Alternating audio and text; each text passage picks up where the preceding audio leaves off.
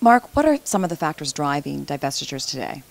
When you think about where we are today, we're still in a period of economic uncertainty. So for the last six or 12 months, very little has been driving divestiture activity.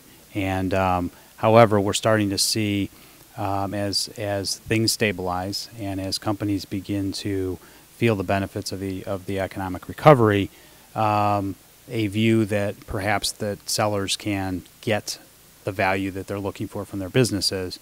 And I think that's starting to drive an increase in activity that we'll continue to see over the next year or so. What about the reduced pool of buyers?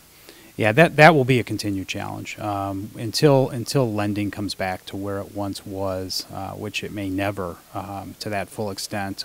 There's probably going to be less buyers looking for any individual asset, and I think it's going to put the onus on the seller to be that much more prepared when they put an asset on the table because the competition that existed 2-3 years ago simply doesn't today. What about the mix of private equity versus corporate buyers? That's a great question. We believe we're going to see an increase in the corporate activity. Corporates don't have as much of the lending restrictions because of the way their leverage models.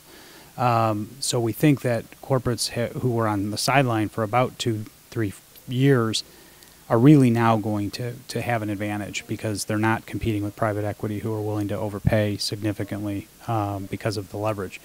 That said, on the other side of it, there's still, some people would quote, almost $1 trillion of private equity dry powder out there for transactions, which at some point will begin to bring private equity back.